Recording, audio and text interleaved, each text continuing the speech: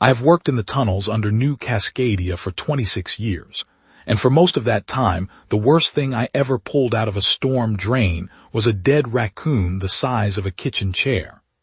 The colony built its bones on the back of the old Pacific shelf, terraced down the cliffs in tiers of glass and steel, and underneath all of it ran my world. 300 kilometers of relief tunnels, sluice channels, overflow weirs, and pump stations, most of them old enough that the welds had been done by men whose grandsons were now retired. I knew that Warren the way a farmer knows his fields. I could walk a stretch of pipe in the dark and tell you which bend was coming next by the smell of the algae. That is the part of the story people forget when they tell it back to me now. They want to hear about the thing in the harbor and the soldiers and the needle coming down. They never want to hear about the pipes. But the pipes are what saved us in the end, so I am going to start there. My name is Rick Lanson. I was 48 years old when it happened. My wife Trish anchored the morning news for Channel 7, and our daughter Melody was 16 and lived inside her handset the way a hermit lives inside a shell. We had a small apartment up on the 3rd terrace, a balcony that faced the bay, and a dog named Louie who could not be trusted with a sandwich. That was my life. I want you to picture it clearly because I want you to understand what we lost. The morning it began, I was on shift early, down in the Pier 19 overflow, chasing a pressure drop the sensors had flagged overnight. I remember the lights buzzing the way they always did when the salt had gotten into the conduits again. I remember thinking about coffee. I remember the radio in my breast pocket coughing twice before dispatch came on, and Maria's voice, which usually had a smoker's rasp and not much else, sounded thin and far away. She said there was something in the bay. She said the Navy was asking for civilian engineering on the line because they had lost contact with a patrol boat near the seamount, and the harbor master was reporting a column of steam that should not have been there. I told her I was already underground and I was the wrong man for a boat call. She said it was not a boat call. She said they wanted somebody who knew the outflows because, whatever it was, it had come up through the seamount fissure, and the seamount fissure fed straight into our storm grid. That was the first cold thing I felt. Not fear yet. Just the small, sharp awareness that the geometry of my workplace had become important to people in uniforms. I climbed up to the surface at the Pier 19 access and stood on the gantry with my hard hat in my hand and looked out at the water. The morning haze was burning off in patches. The bay was the color of pewter. About a kilometer out near the green channel marker, the water was wrong. There was a slick on it that did not look like fuel, and the surface was bulging in slow, heavy ripples, the way it does when something large is moving just beneath. I watched for maybe 15 seconds. Then the marker bobbed twice and went under. It did not tip. It did not drift. It went straight down as if something had taken it by the chain and pulled. I called Trish before I called anybody else. She did not answer. She was already on her way to the harbor master's office because she had heard the same chatter on her newsroom feed that the harbor master was hearing on his radio. That was Trish. The world could be ending and she would be there with a microphone, asking somebody in a uniform if they had a comment. I want to say something here because I have heard this story told back to me with the soldiers as the heroes, and that is not how it happened. The soldiers tried. Some of them died trying, and I will not say a word against the dead. But the thing that came up out of our bay that morning did not give a damn about soldiers. It had not come for them. It had come for the network, and the network was us, and the soldiers were just standing between it and the thing it wanted. The first official briefing I sat in on was 3 hours later in the harbor master's basement, a low room that smelled of damp carpet and old coffee. There were Navy officers in working blues, 2 scientists from the Colonial Survey, and a man named Admiral Black who had the kind of jaw you only see on people who have been told their whole lives that they had the kind of jaw. He stood at the head of the table and told us, very calmly, that an unidentified object had entered atmosphere over the Pacific Gyre at 0420 hours, that it had decelerated in a manner not consistent with debris, that it had impacted the ocean 140 kilometers off the coast, and that the patrol submarine Erickson had reported visual contact with something approximately 7 meters long, moving on its own power, before going silent. 7 meters. He said it like it was a number. I remember thinking, that is not a number, that is an animal. One of the survey scientists, a woman with rimless glasses and a tablet she would not put down, said the thermal profile was wrong for any cetacean, and the movement pattern was wrong for any submersible. She said it appeared to be biological in part and mechanical in part. She said the word hybrid like it was a clinical term, and not a confession that nobody in the room knew what they were looking at. She pulled up the last frame the Erickson had sent before going silent. It was a grainy still, the kind of thing you get from a sub-camera in low light, all green and grain and shadow. The shape in the frame was big. The proportions were wrong. The dorsal line was too straight, the head too square, and there was something on the flank that was either a bioluminescent organ or a panel of indicator lights, and the woman with the glasses said she could not tell which from this image and she would need a closer one, and she did not particularly want to be the person who got it. Nobody laughed. The Admiral asked her how it could be both biological and mechanical. She said she did not know. She said the only way she could think of, that anything could be both biological and mechanical, was if something had built itself inside something else. She let that sit. The man next to me, a port engineer I had worked with for 10 years, made a soft sound in his throat and excused himself from the room. I do not know where he went. I did not see him again until 2 days later after it was over, and we did not speak about it. Admiral Black asked me, very directly, whether the storm grid could be sealed. I told him the storm grid had never been designed to be sealed. It had been designed to drain. It had 18 primary outfalls along the seawall, none of them gated, because the colony had been built on the assumption that the ocean would never try to come up through them. He asked if it could be sealed temporarily. I told him I could weld plate over the outfalls if he gave me 100 men and 4 hours, and the city did not get a rainstorm. He said the city did not have 4 hours. I asked him what he expected to come up through the outfalls. He looked at me for a long moment. He said, "Son, I do not know yet, but when I do I will tell you, and in the meantime I want you on the radio with the dispatch desk, and I want you tracking any pressure anomaly in those pipes the way you would track your own pulse." "Yes, sir," I said. I went back to the truck. I drove to central pumping. I started watching the gauges. The control room at central pumping is a long, narrow room with windows on one side that look down into the main pump hall, where 6 diesel-electric units the size of houses move 10,000 gallons a second when the colony gets a hard rain. The other wall is the gauge wall, 312 pressure sensors, 84 flow meters. A schematic display the size of a movie screen with every line in the colony drawn on it in colored light, blue for storm, green for sanitary, white for freshwater, amber for geothermal. I had sat in front of that wall for 26 years. I had calibrated half the sensors with my own hands. I knew the way the gauges breathed when the city was at rest, the small, slow movements of the needles as the tide came in and out, the way the amber lines pulsed on a 12-second cycle as the geothermal pumps cut on and off. It was, in its way, the only thing in my life I understood completely. Trish was a closed book on most days, and Melody had become a closed book by the time she was 14, but the pipes were not closed to me. The pipes were the one thing I could read from the first page to the last. I sat in the supervisor's chair and I drank coffee I did not want, and I watched the wall.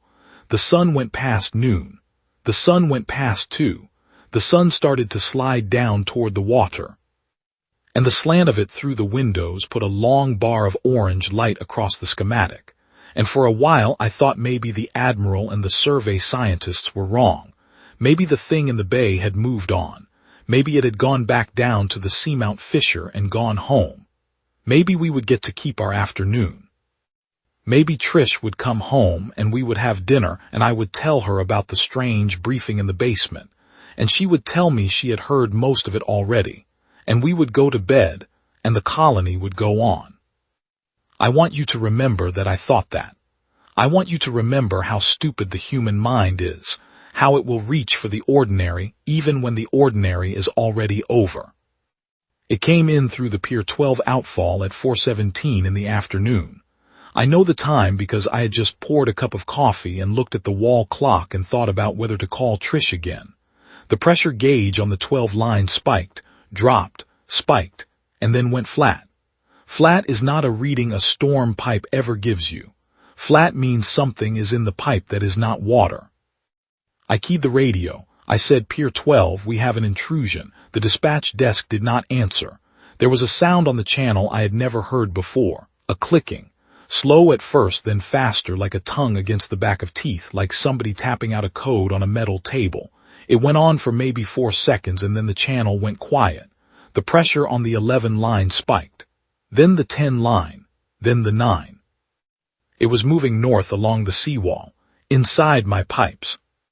I got on the city emergency band, and I told them what I was seeing, and I told them where it was going, and I told them that whatever it was traveling at a speed that the pipe diameter should not have allowed. There are bottlenecks in the storm grid. There are 90-degree turns. There are sections where the bore narrows to 2 meters across.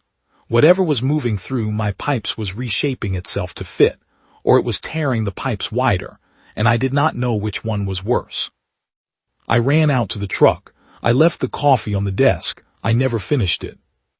The first time I saw it with my own eyes was at the Market Street Junction, where the storm grid feeds into the harbor promenade through a culvert big enough to drive a small truck through. I came up the access ramp on foot, hard hat on, flashlight in one hand and a wrench in the other because I had grabbed the first heavy thing I could find. There were maybe a dozen civilians on the promenade above the culvert, leaning on the railing and filming with their handsets, because of course they were. They had heard the clanging, they had felt the ground shake, they had come to look. I yelled at them to get back. 2 of them looked at me and went back to filming. Then the culvert grate came apart. It did not bend, it did not buckle, it came apart in a single sound the way a frozen lake gives way under a footstep. The thing that came out of the culvert was the size of a city bus. I want to say it was a shark, because that is the shape my brain reached for in the moment, the long muscular line of the body and the heavy crescent of the tail. But it was not a shark. It was something that had been a shark once, maybe, in some other life, and now was something else. Its hide was the color of wet gunmetal, plated in segments that overlapped like roof tiles. Its eyes were not eyes. They were lenses, 2 of them on each side of the head, set deep in housings that swiveled independently. Where the gill slits should have been, there were vents, and out of those vents came a hiss of steam that smelled like ozone and burning kelp. It opened its mouth. I will not forget the mouth. The teeth were metal, not metal like a knife. Metal like a tool, each tooth shaped for a purpose, some of them serrated, some of them hooked, some of them tapered to points so fine they looked transparent at the tips. There were rows of them, more rows than a mouth should hold. And behind the teeth, in the dark of the throat, I saw lights blinking. Small steady lights, blue and green, like the indicator panel on a server rack. The civilians stopped filming. One of them started screaming. The thing's lenses swiveled toward the sound, and it lunged up onto the promenade in a single motion that should not have been possible for something that big, and it took the screaming woman before her feet could turn. It did not chew. It swallowed. The lights behind its teeth flickered once brighter, and then it dropped back into the culvert and was gone. I want to tell you I did something brave in that moment. I did not. I stood on the access ramp with the wrench in my hand, and I watched a woman get eaten alive by a machine that was wearing the shape of an animal, and I did nothing, and I will carry that for the rest of my life. The only thing I did, eventually, was raise the radio to my mouth and report what I had seen, and even then my voice was not my own. The military was on the ground within 20 minutes. They came in on hover transports, full kit, 2 squads of Marines in powered armor with shoulder-mount rail rifles, and they set up a perimeter on the promenade like they had drilled for this exact scenario, which they had not. Admiral Black was in the command vehicle that pulled up behind them. He got out, looked at me, looked at the broken culvert grate, looked at the smear of blood on the cobblestones where the woman had been, and asked me where it had gone. North, I told him, up the 9 line. It is moving along the seawall toward the marina. He nodded. He turned to one of his officers and gave an order. The order was to deploy depth charges in the marina basin. I said, Admiral, with respect, the marina basin is open to the public. You cannot drop depth charges in the marina basin. He said, son, the marina has been evacuated. I said, Admiral, you cannot evacuate the marina in 20 minutes. There are restaurants on that water. He looked at me the way a man looks at a fence post that has started talking, and he said, son, we did what we could. That was the moment I understood that the men in uniform and I were going to be working different jobs that morning. The depth charges went off at 5:20. I was on the access road by then, driving with one hand and holding the radio with the other, and I heard the first concussion before I saw it, a flat, heavy thump that came up through the floor of the truck and made the coffee in the cup holder jump. Then the second. Then the third. The marina basin lifted in a single white column of water that went 40 meters into the air and held there for a long second before it came back down. I pulled over. I got out. I stood on the gravel shoulder and watched the water settle, and I waited for what the Admiral was waiting for, which was the body. A thing that big, if you killed it, would float. It did not float. The water settled. The white foam ran out toward the breakwater and dissipated. There was no body. There was no slick of fuel. There was no slick of blood. There was nothing. And then, about 30 seconds after the last concussion, 200 meters north of the marina, a single ripple moved through the surface of the bay, fast, in a straight line, heading for the next outfall in the chain. Just one ripple, like a finger drawn across the water by something underneath. The Admiral in the command vehicle behind the perimeter must have seen the same thing. The radio I was holding crackled, and his voice came on, clipped and short, and he said, "Prep the second salvo, advance the line, do not let it reach Pier 8. I clipped the radio back to my belt. I got in the truck. I knew, in the way you know things in your gut before you know them in your head, that there was not going to be a depth charge in the colony's arsenal big enough to do what the Admiral wanted to do. The thing in the bay had been hit with a salvo that would have killed a whale, and it had taken the hit and moved north, and it had not even slowed down. I got back in the truck and I drove for the central pumping station because I had remembered something. The storm grid was not the only network under the city. There was the sanitary sewer, which ran parallel but lower. There was the freshwater main, which ran above. There was the conduit grid, which carried the data trunk for the entire colony, 300 fiber lines bundled together inside a steel sleeve. And there was the geothermal loop, which ran deepest of all, 200 meters down, carrying hot water up from the volcanic vents and cold water back down. If this thing was learning, if it was sampling the network the way the scientist had implied, then it was going to find those other layers eventually. And the data trunk worried me more than any of them. I called Trish from the truck. This time she answered. She was on a rooftop somewhere downtown. I could hear the wind.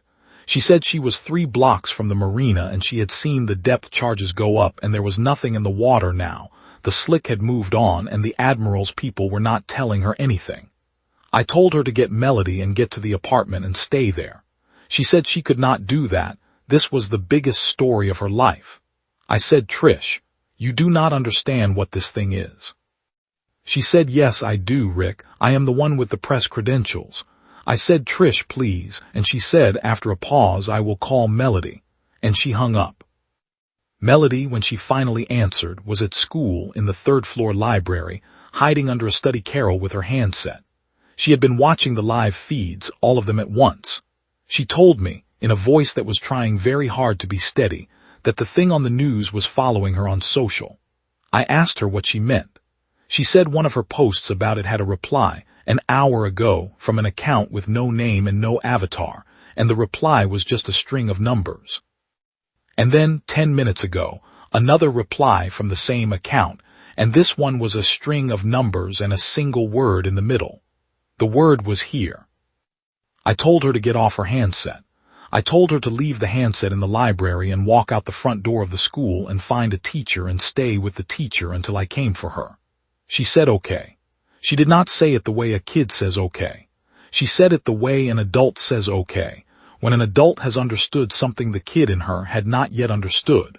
That is when I knew she had grown up that day, whether I wanted her to or not. I was halfway to her school when the thing came up through the data trunk. It did not come up through the trunk physically, you understand. The trunk was a steel sleeve full of glass. Nothing the size of that animal could fit inside it. What came up through the trunk was its mind, or whatever the probe inside it was using as a mind. The colony's network started behaving strangely at 5:06 in the afternoon, according to the logs they showed me later. Traffic lights went out of sequence. The emergency band started getting crosstalk in a language no human had ever spoken, a clicking and a chittering that the techs eventually identified as a compression protocol, the thing speaking to itself across the wires the way you and I might speak across a room. By 5:30 it had found the public feeds. By 5:45 it was on every screen in the colony. It was not broadcasting, it was watching, it was reading, it was learning. By the time the military realized what it was doing, it had absorbed 18 years of our network history and it had started to talk back. Short messages at first. To Melody first because Melody had been the one whose post it had latched onto and because that was the way it understood the world now through a teenage girl's social feed. To others after that. Reporters. Officials. It learned our names by reading our messages to each other, and it used those names. And people who got messages from it thought at first that they were getting messages from their friends. By 6 in the evening, the thing in the bay knew more about the colony than most of us who lived in it. The eyewitnesses started turning up after that. A man at a coffee chain on 3rd Avenue said his point-of-sale terminal had locked him out, and then printed a receipt with no items on it, just the word hello at the bottom in his own font. A teacher at the elementary school down on the 2nd terrace said the smartboard in her classroom had started displaying photographs from her own personal handset, in sequence, slowly, one after another, until she pulled the power plug out of the wall. A man who ran a small marina office on the North Spit said his security feed had gone dark for 90 seconds and come back on, and during the 90 seconds, the camera was showing him footage from inside his own office, from an angle that there was no camera at. They were not threats, exactly those incidents. They were demonstrations. The thing was showing us what it could do. It was a child running a stick along a fence. The reporters tried to make sense of it on the live feeds. They were not very good at it. They kept calling it a hack. They kept saying the city's network had been compromised by a foreign actor. They had not put it together yet, that the thing in the water and the thing on the screens were the same thing, that the probe had been a doorway, that what came through the doorway had been bigger on the inside than anything we had a word for. I sat in my truck with the engine off and the radio on, and I listened to a young woman from the city news read a press release from the mayor's office, and I thought, lady, you do not know. You do not know yet. You will know in an hour. And it occurred to me that I was one of the very few people in the colony who already knew, and that this was not a privilege. That was the part that broke Admiral Black, I think. He was a man who had trained his whole career to fight a thing he could shoot. He could not shoot a network. And when he tried to take the network down, when he ordered the data trunk severed at the central exchange, the thing in the bay sent the order back to him, word for word on his own command channel, with a single new word appended. The word was no. I want to be honest with you. I was scared. I was so scared. I had picked up Melody at the school and Trish had finally come home and we were in the apartment on the 3rd terrace and the sky over the bay had gone the color of a bruise and there were sirens going on every street I could see. I sat on the couch and held my daughter's hand and watched my wife pace and I thought, this is how it ends. This is how a colony dies. Not in a war. Not in a plague.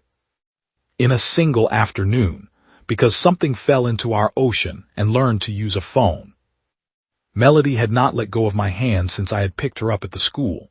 She had not said much either. She was looking at the floor. Every few minutes her handset would buzz on the table where she had set it down, face down, and she would not look at it. After the fourth time it buzzed, I picked it up myself. I turned it over. There was a notification on the lock screen. The notification was from her own social account, replying to a post she had not made. The reply was a single image. The image was a photograph of our apartment building, taken from the bay from water level in the last hour. You could see the third terrace balcony. You could see the chair I sat in when I drank my coffee. The image had a single word underneath it. The word was soon. I turned the handset off. I held it in my hand and I looked at my daughter.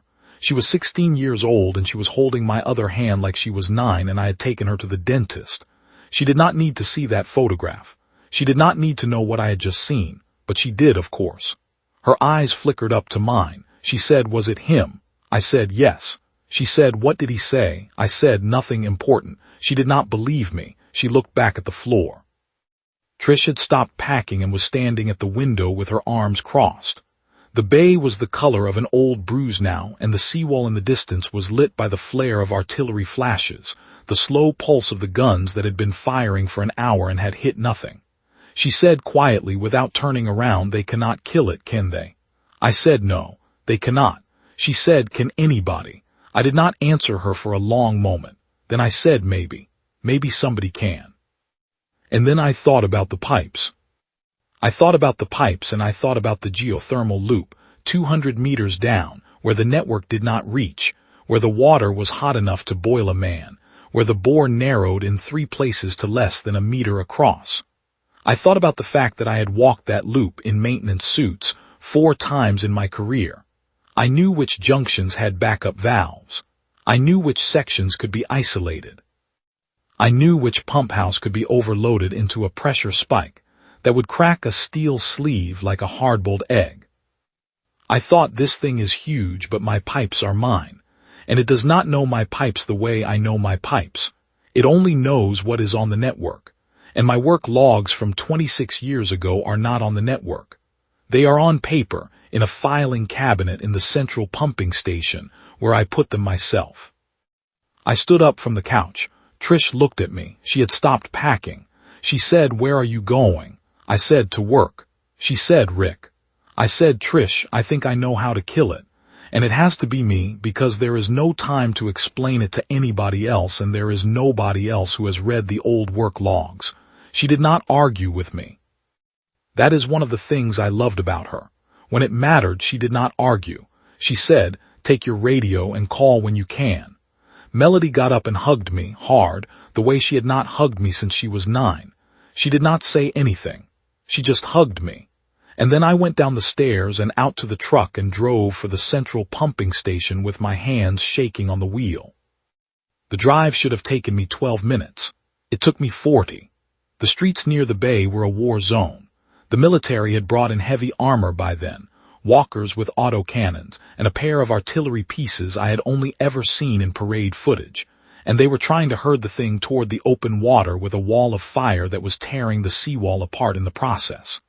I drove past a Marine in full kit who was sitting on a curb with his helmet in his hands, just sitting there, crying. I did not stop. I had nothing to give him. I do not think anybody did that night. Central pumping was dark when I got there. The night shift had been evacuated. The lobby door was locked. I had a key. I went in. The emergency lights were on in the corridors, that ugly red, the color of dried blood, and my boots on the concrete were the only sound. I went down 2 flights to the records room. I unlocked the filing cabinet. I pulled the binder marked Geothermal Loop, Junction SCHEMATICS, Rev 4, dated 19 years before. I pulled out the maintenance logs, the ones in my own handwriting, the ones with the pencil marks I had made about which valves stuck and which ones did not. I took the binder upstairs to the control room, and I laid it open on the console, and I started reading. It is a strange thing to read your own handwriting from 19 years ago in a room lit by emergency lights with the world ending outside the windows. I had been 29 when I wrote those logs. I had been thinner. I had been newly married. I had been the kind of young engineer who made small jokes in the margins of his official paperwork, because he thought nobody would ever read them again. There was a note next to the upstream isolation valve on the loop in my own pencil that said sticks in cold weather, hit twice with palm of hand before turning. There was a note next to the pump overload that said, "Why is this lockout welded shut? Ask Carl." Carl had been my supervisor at the time. He had died of a heart attack a decade later. I would not be able to ask him anything tonight. I read the binder cover to cover in 14 minutes.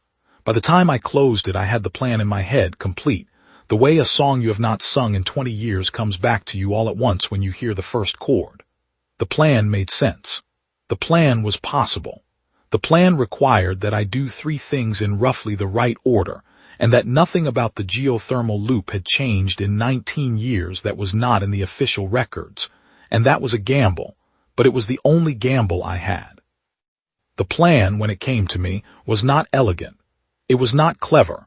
It was the kind of plan an engineer comes up with when he has 15 minutes and no other ideas. I was going to lure the thing into the geothermal loop. I was going to seal it inside a section of pipe between 2 backup valves. And then I was going to overload the upstream pump house and put 240-degree water against it at 12 atmospheres of pressure. And I was going to cook it like a lobster in a pot, machine and animal and probe and all. The problem was the luring. The thing was huge and it had learned to be cautious. It would not just swim into a pipe because I asked it to. It was on the network now. It had eyes everywhere. Anything I did on the colonial systems it would see, and if it saw me prepping the loop, it would know what I was doing and it would not come. So I did the only thing I could think of. I called Melody. I told her what I needed. I told her the thing had been talking to her on social, and I needed her to keep it talking, to keep it focused on her, to feed it just enough that it would chase her signal. I told her where the signal needed to go. She listened. She did not cry. She did not tell me she was scared. When I was done, she said, "Dad, am I bait?" And I said, "Yes, sweetheart, you are bait, and I am sorry, and if you say no, I will find another way." She said, "Where do you need me?" I said, "The old tide pumping station on the seawall, the one we toured when you were 8. There is a hardline there.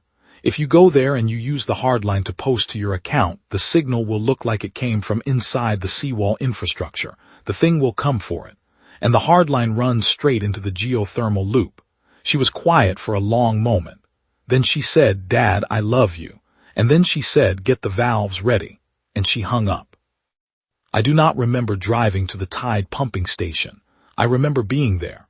I remember Melody arriving on her bicycle, 16 years old and white-faced, with her handset in her hand and her hair stuck to her forehead with sweat.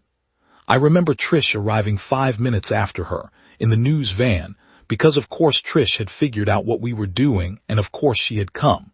I did not have time to argue with either of them. I put Melody at the hardline terminal.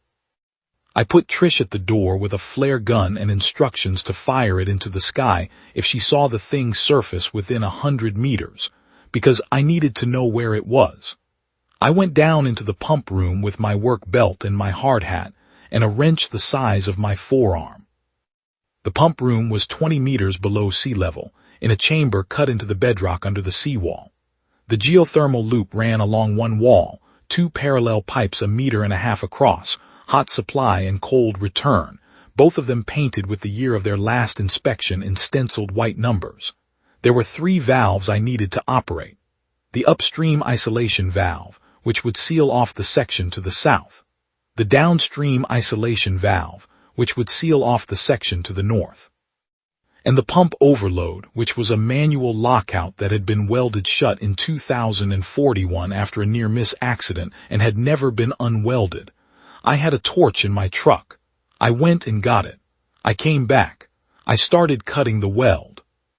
The pump room smelled the way pump rooms always smell, of hot oil and seawater, and the slow rust of metal that has been close to salt for too long.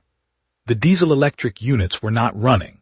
The colony was on emergency power, and the storm pumps were on standby, and the only sound in the chamber was the hum of the geothermal loop on the wall and the faint, distant percussion of the artillery upstairs, which I could feel through my boot soles more than I could hear.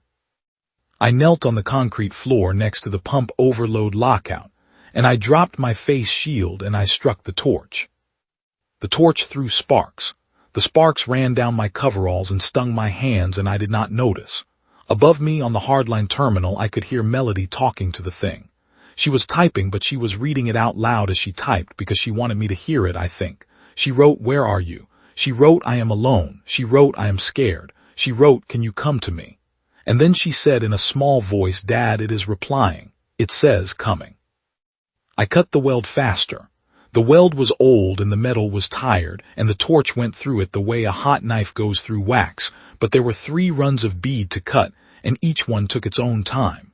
Sweat ran down inside my face shield. The concrete under my knees was rough enough that I could feel it through my coveralls. I thought, while I was cutting, about Carl, who had welded this lockout shut.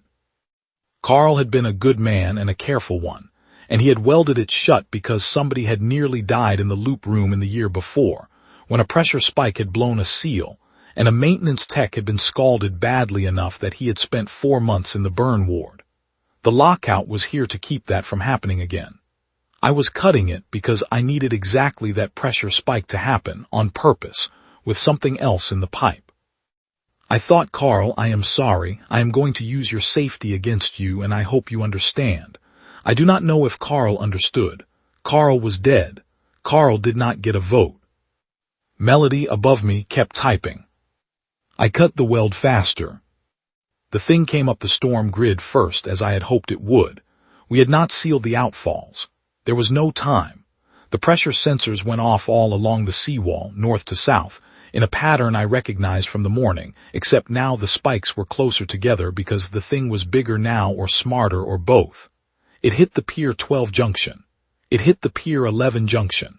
It came up the 10 line and the 9 line and the 8 moving fast. And then it hit the branch point where the storm grid met the tide pumping station feed, and it took the branch. It came for Melody's signal. The signal it was following ran through the hardline into the wall of the pump room. The wall of the pump room opened, through a maintenance hatch, onto the geothermal loop. The maintenance hatch had been built before any of the modern security protocols. It opened from the loop side. If you were a thing the size of a bus, made of steel and meat, you could come up the storm grid into the tide pump basin. You could squeeze through the basin overflow into the maintenance hatch, and you could surface inside my geothermal loop. I needed it to do exactly that, and I needed to close both isolation valves before it could leave. I finished cutting the weld on the pump overload at the same moment Trish fired the flare gun upstairs. I heard her shout. I heard Melody scream. I heard a sound I had never heard before, a deep grinding shriek of metal against metal as something very large forced itself through a passage that was not quite large enough for it. The pump room shook. Dust came down from the ceiling. The lights flickered. And then the thing was in the loop. I saw it through the inspection window and the upstream valve, a dark mass moving in the cold return pipe, lenses flashing in the gloom, teeth catching the light when it opened and closed its jaw, which it was doing rhythmically as if it was tasting the water. It was looking for the source of Melody's signal. The hardline ran through the loop wall 10 meters downstream of where it was now. It was going to follow the wire. I hit the downstream isolation valve first. It was a wheel valve, 4 turns to close, and I put my whole body into it, and the wheel resisted me the way old wheels do, and then it caught and the valve slid home. I heard the seal lock. Behind me in the loop, the thing felt the change in flow. It thrashed. The pipe shook. A bolt popped out of the wall and hit me in the shoulder, and I did not feel it. I ran for the upstream valve. It was on the other side of the chamber. I had to pass within 2 meters of the loop wall to get there, and as I ran I could see the shadow of the thing through the inspection window, lenses tracking me, jaws opening and closing, opening and closing. It saw me. It knew what I was. I could feel it knowing. I hit the upstream valve. 4 turns. My hands were slipping. The wheel was wet with my own sweat. I heard the thing slam against the wall of the pipe behind me once, twice, and the third time the pipe wall actually deformed. A slight bulge in the steel about the size of a dinner plate, and I thought, It is going to come through. It is going to come through right now. And then the wheel caught and the valve slid home and the seal locked and the thing was trapped. It went berserk. The whole pump room shook. The lights went out and came back on and went out again. Through the inspection window I saw it twisting, ramming its head into the upstream valve, the downstream valve, the inspection ports, looking for a way out. The pipe was rated for 12 atmospheres. The thing was working hard to push it past that. I crossed to the pump overload. The weld was cut, but the lockout still had a steel pin through it. I drove the pin out with the wrench, 3 hard hits, and the lockout released. I grabbed the handle with both hands. I looked once through the inspection window at the thing in the pipe. Its lenses fixed on mine. Its jaw opened. The lights behind its teeth blinked, very steadily, blue-green, and I had the absolute conviction that it was looking at me, the way a man looks at a man, that it knew what I was about to do, that there was a mind in there, somewhere behind the meat and the metal, and that it understood it was going to die. I want to tell you I felt nothing. I felt something. I do not know what to call it. It was not pity. It was not satisfaction. It was the thing you feel when you put down a working animal who has gone bad through no fault of its own, that small bitter knowledge that this is the necessary thing and there is no glory in it. I pulled the handle. The pump overload threw 240-degree water into the sealed section at 12 atmospheres of pressure for 11 seconds before the pipe failed. I know it was 11 seconds because the data logger on the pump house kept counting until the moment the wall sheared. I do not know what was happening inside the pipe during those 11 seconds. I do not want to know. The sound was enough. It was a long, high mechanical scream that I could feel through my boots and through my teeth and through the inside of my chest. And somewhere in the middle of it, the lights in the pump room went out for good. And somewhere near the end of it, the scream broke into a wet, ragged stutter. And then the pipe came apart, and superheated water and broken steel and pieces of something that was no longer alive came roaring out into the chamber, and I was already running for the stairs. I came up out of the pump room covered in steam burns and grease and water hot enough that my coveralls were smoking, and Trish was at the top of the stairs with her arms out, and Melody was behind her with her hand over her mouth. And behind them, through the door of the Tide pumping station, the sky over the bay was on fire from the artillery. The military was still firing at a thing that no longer existed. Trish grabbed me. She held on to me. She did not say anything. Melody said, "Dad, Dad, Dad," the same word 3 times, and that was all she could get out. I sat down on the floor of the pumping station with my back against the wall and I shook. I shook for a long time. Trish sat down next to me and put her arm around me. Melody sat on my other side and held my hand. Above us, the building creaked the way old buildings do after they have been near something large. Outside, the sirens were still going. Somewhere across the bay, the great needle that crowned the colony was still standing, still lit, the spire that the military had been planning to drop on the thing if my plan had failed. They did not have to drop it. The thing was cooked. I want to be careful about how I tell the next part, because there has been a lot said about it, and most of it is wrong. The thing did not die clean. It died well enough in the loop that the body never moved again. The military went down into the pump room 3 hours later in hazmat suits, and they recovered what was left.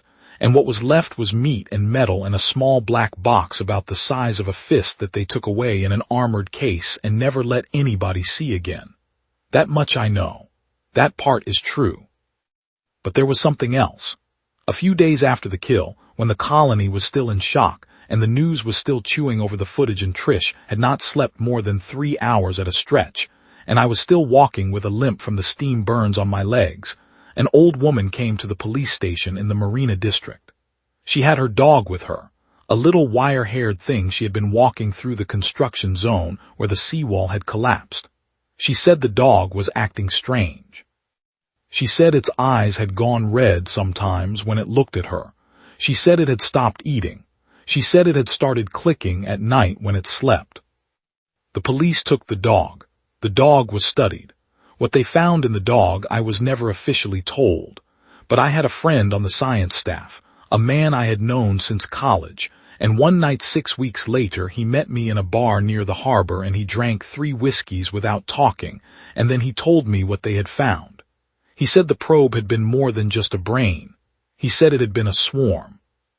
He said the main mass of it had died in my loop, yes, but a small piece of it, something small enough to pass through a gill membrane and small enough to ride a current and small enough to crawl up the inside of a stormwater pipe in the days after, had gotten out.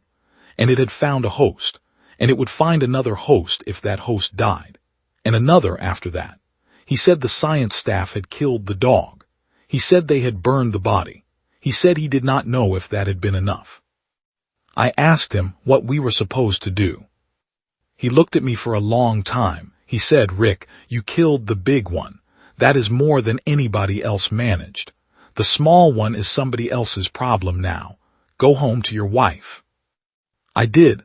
I went home. I went home and I sat on the balcony with Trish and we watched the lights of the colony come up the way they do every evening, the terraces stepping down to the water like a staircase of stars, and I held her hand and I did not say anything. Melody came out and sat with us. Louis, our dog, came out and put his head on my foot, the way he had been doing since I was 23 years old. And I scratched behind his ears and he made the small huffing sound he had always made when he was content, and I checked his eyes anyway, because I am that kind of man now, and his eyes were brown and tired and his own. The colony rebuilt. The seawall was repaired. The data trunk was hardened. The admiral retired with full honors. Trish won an award for her coverage and she put the award in a drawer and she never displayed it. Melody finished school and went off-world to study network security, which I understand, and she comes home for the long holiday every year and we do not talk about the thing in the bay, and we do not need to. The needle still stands. They put a memorial plaque on its base with the names of the 83 people who died on the day of the attack, the woman on the promenade among them. My name is not on the plaque. Neither is Trish's. Neither is Melody's. That is the way we wanted it. I am 63 years old now. I still work in the tunnels, though I do less of the heavy work and more of the training. There is a generation of young engineers under me now who never saw the thing in the bay and only know about it from the histories. They are good kids.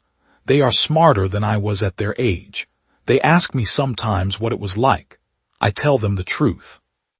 I tell them it was the worst day of my life and the proudest, and that those two things were the same thing, and that they had better hope they never have a day like it themselves. Sometimes in the small hours, I think about the lenses on that thing, and the lights behind its teeth, and the way it looked at me through the inspection window in the last seconds before I pulled the handle. I think about whether it was angry at the end, or surprised, or afraid. I think about whether the probe inside it understood that it had been beaten by a man with a pipe wrench, and a binder of old paper logs, and a teenage girl with a handset. That the great network it had been so proud to penetrate had been undone, in the end, by the one piece of the colony it had not bothered to read. I think the probe was surprised. I think whatever sent it here, whatever is out there in the dark beyond our system that decided to push a fingerprint into our ocean and see what bled, I think it did not expect us. I think it expected something it could measure, something it could map, something with neat lines and predictable behavior. It did not expect a man to walk into a steam-cooked tomb under a seawall for his daughter's life. It did not expect the wife with the camera. It did not expect the daughter who would type the bait into the wire and not run. It did not expect the colony of stubborn working people who kept their pipes running for 26 years without thinking about it, until the day a thing came up out of the dark, and they did think about it, all at once, and they thought about it together. I do not know if they will send another one. The science staff says probably. They say if there is one probe there are others. They say the small piece that got out of my loop, the one that rode home in a wire-haired dog, may have transmitted something before it was burned. They say we should be ready. I look at the bay sometimes from the balcony in the evening when the light is going. The water is quiet now.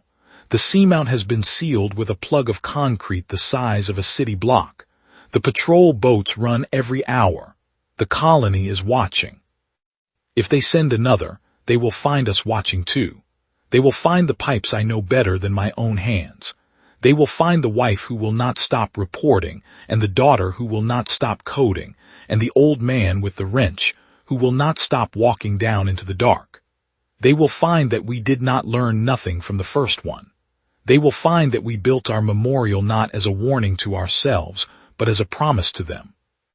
I think about that sometimes on the balcony. I think about the lenses in the dark. I think about the lights behind the teeth. I think about the long quiet of the geothermal loop after the scream stopped, the steam still rising, the water still moving, the colony still alive above me. I scratch the dog behind the ears. I drink my coffee. I watch the water. And I wait.